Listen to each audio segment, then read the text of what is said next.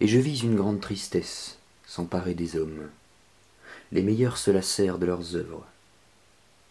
Une doctrine se répandait qu'une croyance accompagnait. Tout est vide, tout est pareil, tout a été. Et de toutes les collines, l'écho répétait: tout est vide, tout est pareil, tout a été. Certes, nous avons récolté, mais pourquoi tous nos fruits ont-ils pourri, et pourquoi sont-ils devenus bruns? Qu'est-il tombé de la lune maléfique la nuit dernière? Tout travail a été vain, notre vin est devenu venin, le mauvais œil a consumé et jauni nos champs et nos cœurs. Nous nous sommes tous desséchés. Et si le feu tombe sur nous, nous ne faisons que dégager de la poussière pareille à la cendre. Oui, nous avons même lassé le feu. Tous les puits ont tari pour nous, la mer a reculé elle aussi. On dirait que le sol va se dérober, mais les profondeurs n'engloutissent rien. Ah, où donc est une mer dans laquelle on pourrait encore se noyer? Voilà notre plainte, elle retentit par-dessus de plats marécages. En vérité, nous étions déjà trop fatigués pour mourir. Nous veillons encore et continuons à vivre dans des sépulcres. Zarathustra entendit parler ainsi un devin, et sa prophétie lui alla au cœur et le transforma. Il déambulait triste et fatigué, et il devint semblable à ceux dont avait parlé le devin. En vérité, dit-il à ses disciples, il s'en faut de peu pour que vienne ce long crépuscule. Comment vais-je faire pour sauver ma lumière et l'emporter de l'autre côté? Qu'elle ne s'éteigne surtout pas dans cette tristesse. Ne doit-elle être lumière pour des mondes plus lointains et pour des nuits plus lointaines encore? Ainsi préoccupé dans son cœur, Zarathustra allait de ci de là. Et 3 jours durant, il ne prit ni nourriture, ni boisson. Il ne connaissait plus de repos et ne pouvait plus parler. Enfin, il tomba dans un profond sommeil. Mais ses disciples étaient assis autour de lui en longue veille et attendaient soucieux, se demandant s'il se réveillerait, s'il se remettrait à parler et s'il allait guérir de sa mélancolie. Mais voici le discours que Zarathustra fit lorsqu'il se réveilla. Et il parut à ses disciples que sa voix venait de très loin. Écoutez donc le rêve que j'ai rêvé, mes amis, et aidez-moi à en trouver le sens. Il est encore une énigme pour moi, ce rêve. Son sens est caché en lui, et pris en lui et ne vole pas encore au-dessus de lui, les ailes libres.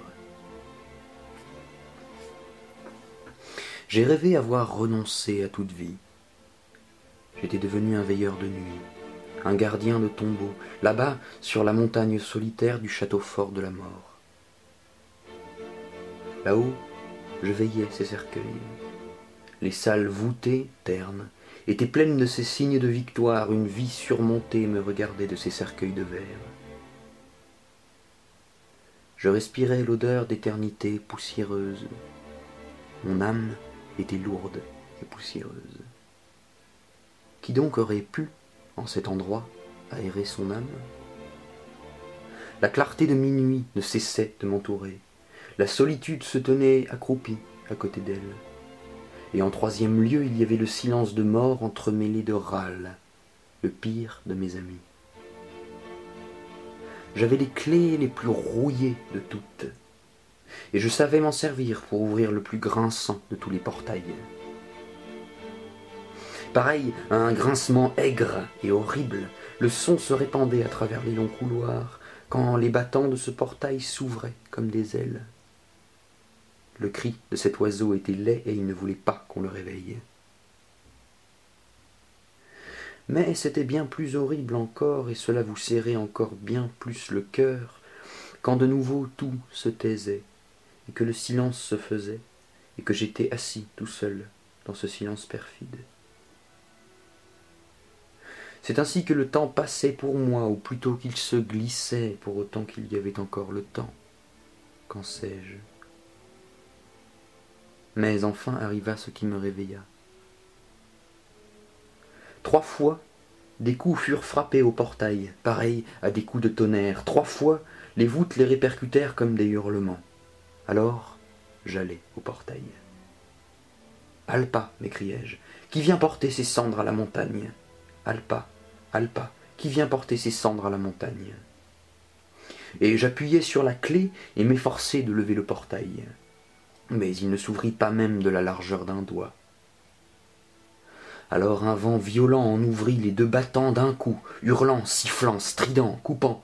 Il jeta vers moi un cercueil noir. Et au milieu des sifflements, des hurlements et des crissements, le cercueil éclata et cracha 1000 éclats de rire. Et de 1000 faces grimaçantes d'enfants, d'anges, de hiboux, de fous et de papillons de la taille d'un enfant, les éclats de rire se jetaient vers moi, sarcastiques, hurlants. J'en éprouvai une terreur horrible. Cela me jeta à terre. Et je criai d'horreur comme jamais je n'ai crié. Mais mon propre cri me réveilla, et je revins à moi.